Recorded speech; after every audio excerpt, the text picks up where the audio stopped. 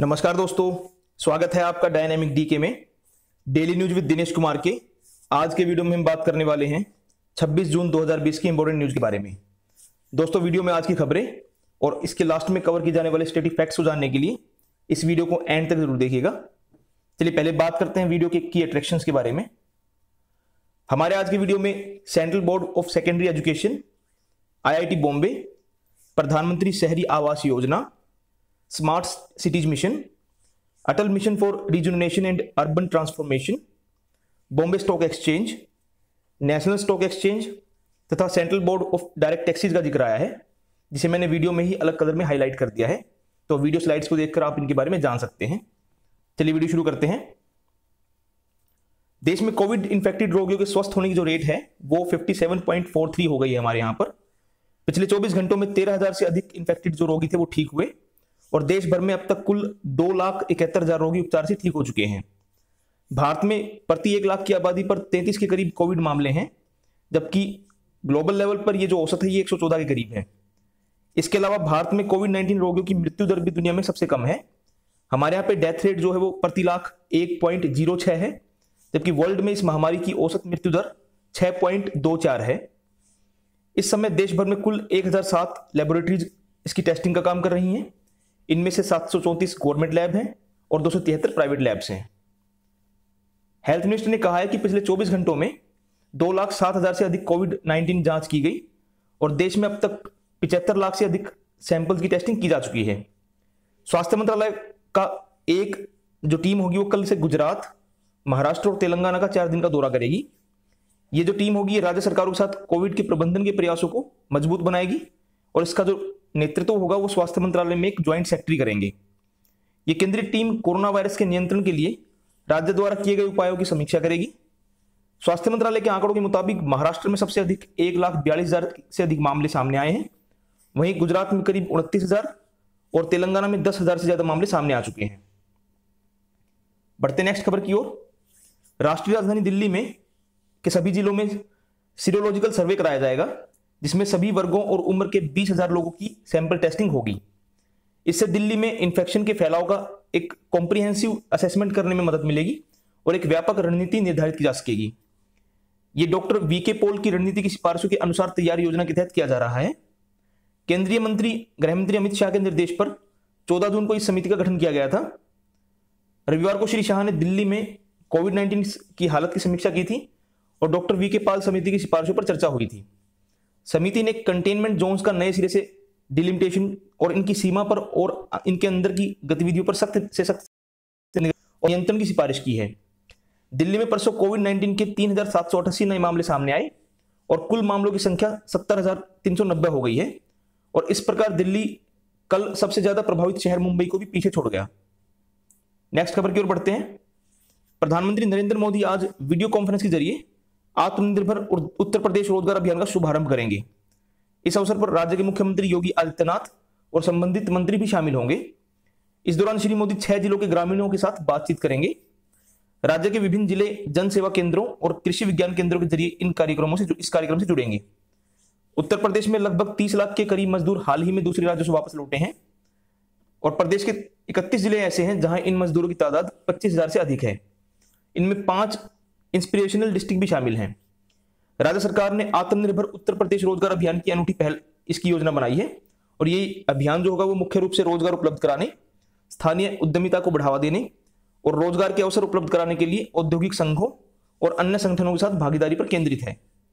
केंद्र सरकार ने विभिन्न क्षेत्रों को प्रोत्साहन देने के लिए 12 मई को आत्मनिर्भर भारत पैकेज की घोषणा की थी। हमने अपने पिछले वीडियोज में जिक्र किया है इसका। देश के पिछड़े इलाकों के ढांचागत विकास पर जोर देने के लिए और रोजगार सृजन के लिए गरीब कल्याण रोजगार अभियान 20 जून को शुरू किया गया था और इसी तर्ज पर आत्मनिर्भर उत्तर प्रदेश रोजगार अभियान राज्य के उन प्रवासी मजदूरों के लिए रोजगार उपलब्ध कराने पर केंद्रित है जो अन्य प्रदेशों से यहां पे लौटे हैं। बढ़ते हैं अगली खबर की ओर। केंद्र और CBSE ने कल सुप्रीम कोर्ट को बताया कि पहली से 15 जुलाई तक निर्धारित 10वीं और 12वीं कक्षा जो बची हुई परीक्षाएं थी वो कोविड-19 महामारी के कारण रद्द करने का फैसला किया गया है। बोर्ड ने यह भी कहा कि ये परीक्षाएं बाद में आयोजित की जाएंगी। सुप्रीम कोर्ट देश में कोविड-19 के बढ़ते प्रकोप की वजह से पहले से 15 जुलाई तक होने वाली 12वीं कक्षा जो बाकी परीक्षाएं थी उनको रद्द करने संबंधी पिटीशन की सुनवाई कर रहा था। न्यायालय को बताया गया कि विद्यार्थियों को बाद में आयोजित की जाने वाली परीक्षा में शामिल होने या पिछली परीक्षा के आधार पर जो आकलन हुआ था उनके विकल्पों में से किसी एक को चुनना होगा। इसके अलावा सीबीएसई ने अगले महीने की 5 तारीख से होने वाली central teachers eligibility test CTET की परीक्षा को भी टाल दिया है। नेक्स्ट खबर की ओर बढ़ते हैं। आईआईटी बॉम्बे उसने कोविड-19 महामारी के मद्देनजर अगले सेशन से क्लासरूम में लेक्चर की जगह ऑनलाइन कक्षाएं शुरू करने का फैसला किया है। इसके डायरेक्टर सुभाशीष चौधरी ने मीडिया को बताया कि विद्यार्थियों के स्वास्थ्य की सुरक्षा को सुनिश्चित करने के उद्देश्य से परसों सीनेट में लंबे विचार विमर्श के बाद अगले सेशन को पूरी तरह ऑनलाइन करने का फैसला किया गया। बात करते हैं अगली खबर की। स्वास्थ्य और परिवार कल्याण मंत्री डॉक्टर हर्षवर्धन ने कल ई ब्लड सर्विसेज मोबाइल ऐप का शुभारंभ किया। इंडियन रेड क्रॉस सोसाइटी की ये जो ऐप है ये कोविड-19 से निपटने के लिए मददगार है। डॉक्टर हर्षवर्धन ने इस अवसर पर कहा कि जरूरतमंद लोग इस ऐप पर रजिस्ट्रेशन करा सकते हैं और जानकारी ले सकते हैं कि उन्हें कहां से ब्लड मिलेगा। उन्होंने बताया कि लोग अधिकतम 4 यूनिट ब्लड की मांग कर सकते हैं। बात करते हैं वंदे भारत मिशन की। प्रवासी भारतीयों को स्वदेश वापस लाने के वंदे भारत मिशन का 3rd फेज जो होगा वो सुचारू रूप से चल रहा है। वर्चुअल प्रेस कॉन्फ्रेंस में मीडिया को जानकारी देते हुए विदेश मंत्रालय के प्रवक्ता अनुराग श्रीवास्तव ने कहा कि वंदे भारत मिशन के अंतर्गत अब तक 5 महाद्वीपों के 50 से अधिक देशों से करीब 875 इंटरनेशनल फ्लाइट्स जो हैं उनको कंडक्ट किया गया है। इनमें से 700 से अधिक उड़ानें भारत पहुंच चुकी हैं और करीब 1.5 लाख भारतीयों को स्वदेश वापस लाया जा चुका है। उन्होंने कहा कि 3rd फेज में 250 बकाया उड़ानों में से अगले कुछ दिनों में भारत पहुंचने की संभावना है। भारतीय दूतावासों से स्वदेश वापसी के लिए नाम दर्ज कराने वाले 5,13,047 भारतीयों में से 3,64,209 वंदे भारत मिशन के तहत अब तक भारत पहुंच चुके हैं। प्रवक्ता ने बताया कि भारत दुनिया के देशों खासतौर पर खाड़ी देशों के से जो बाकी प्रवासी भारतीय हैं उनकी स्वदेश वापसी के लिए कृत संकल्प है। उन्होंने कहा कि मिशन का 4था चरण जो होगा वो 3 जुलाई से शुरू करने का कार्यक्रम है। इस मिशन के तहत अब तक 13 लाख से अधिक लोगों को विमानों, समुद्री जहाजों और सड़क मार्गों से भारत वापस लाया जा चुका है। नेक्स्ट खबर की ओर बढ़ते हैं। हमारे आवासन और शहरी कार्य मंत्री हरदीप सिंह पुरी ने कहा कि भारत ने दुनिया के इतिहास में सबसे विस्तृत नियोजित शहरीकरण कार्यक्रम पर काम किया है। श्री पुरी ने यह बात प्रधानमंत्री शहरी आवास योजना, स्मार्ट सिटी मिशन और अटल नवीकरण और शहरी परिवर्तन मिशन जिसको हम अमृत के नाम से जानते हैं उसकी 5th एनिवर्सरी के अवसर पर आयोजित एक वेबिनार में ये बात कही। ये तीनों योजनाएं एक ही दिन लॉन्च हुई थी 25 जून 2015 को। उन्होंने कहा कि प्रधानमंत्री शहरी आवास योजना के अंतर्गत 1 करोड़ से अधिक मकानों को मंजूरी दी गई है। इनमें से 65 लाख का निर्माण कार्य चल रहा है और 33 लाख बन जाने के बाद लाभार्थियों को दिए जा चुके हैं। नेक्स्ट खबर की ओर बढ़ते हैं। विदेश मंत्रालय ने कहा कि चीन मई के शुरू से ही लाइन ऑफ एक्चुअल कंट्रोल जो है उसके पास बड़ी संख्या में सेना और हथियारों का जखीरा बढ़ा रहा था। कल शाम वर्चुअल एक प्रेस कॉन्फ्रेंस में विदेश मंत्रालय के प्रवक्ता अनुराग श्रीवास्तव ने कहा कि यह विभिन्न द्विपक्षीय समझौते के प्रावधानों, खासतौर से भारत चीन सीमा क्षेत्रों में वास्तविक नियंत्रण रेखा के निकट शांति और सौहार्द बनाए रखने के 1993 के महत्वपूर्ण समझौते के अनुरूप नहीं है। उन्होंने कहा कि भारत को इस घटनाक्रम के जवाब में कदम उठाने पड़े और इसके परिणाम स्वरूप इस क्षेत्र में तनाव बढ़ा। प्रवक्ता ने कहा कि मई के आरंभ में चीन ने गलवान घाटी क्षेत्र में भारत की सामान्य तथा पारस्परिक निगरानी और गश्त की कार्रवाई में बाधा डालने की कोशिश की, जिसके फलस्वरूप तनाव बढ़ा, जिसे क्षेत्रीय कमांडरों ने द्विपक्षीय समझौतों और संधियों के प्रावधानों के अनुसार दूर कर लिया। मई के मध्य में चीन ने पश्चिम सेक्टर के अन्य क्षेत्रों में यथास्थिति को बदलने की कोशिश की, जिसका भारत ने राजनयिक और सैन्य माध्यमों से चीन के समक्ष विरोध दर्ज कराया और यह स्पष्ट किया कि इस तरह का बदलाव अस्वीकार्य है, मतलब हमें इसको एक्सेप्ट नहीं किया हमने इसको। बात करते शेयर मार्केट की। बॉम्बे स्टॉक एक्सचेंज का जो सेंसेक्स है वो 0.8% की मामूली गिरावट से 27 अंक कम होकर 34,842 पर बंद हुआ। नेशनल स्टॉक एक्सचेंज का निफ्टी जो है वो 1.6% की मंदी से 16 अंक कम होकर 10,289 पर बंद हुआ। भारत में विदेशी फंडों के प्रवाह के बीच रुपए में आज डॉलर के मुकाबले शुरुआती गिरावट जाती रही और कारोबार की समाप्ति पर रुपया 7 पैसे की मजबूती से 75 रुपये 65 पैसे प्रति डॉलर के स्तर पर बंद हुआ। दिल्ली सराफा बाजार में सोने का जो प्राइस था वो 293 रुपये कम होकर 49,072 रुपये पर 10 ग्राम और चांदी जो थी वो 598 रुपये गिर के 48,705 रुपये प्रति किलो दर्ज हुई। नेक्स्ट खबर की ओर बढ़ते हैं। प्रधानमंत्री नरेंद्र मोदी ने इमरजेंसी के दौरान यात्रा से जो पीड़ित लोग थे उनको कल नमन किया।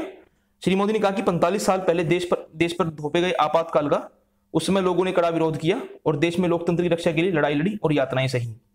श्री मोदी ने उनके बलिदान को नमन करते हुए कहा कि देश उन्हें कभी भूल नहीं सकता। आज की लास्ट खबर की ओर बढ़ते हैं। हमारे जो central board of direct taxes है उसने फाइनेंशियल ईयर 2018-19 के लिए मूल और संशोधित आयकर रिटर्न दाखिल करने की समय सीमा 31 जुलाई तक बढ़ा दी है। बोर्ड ने फाइनेंशियल ईयर 2019-20 का आयकर रिटर्न जो था उसके दाखिल करने की भी समय सीमा इस साल नवंबर तक बढ़ाई है। दोस्तों ये थी आज की खबरें। बात करते हैं आज स्टैटिक फैक्ट्स के बारे में। आज 26 जून है।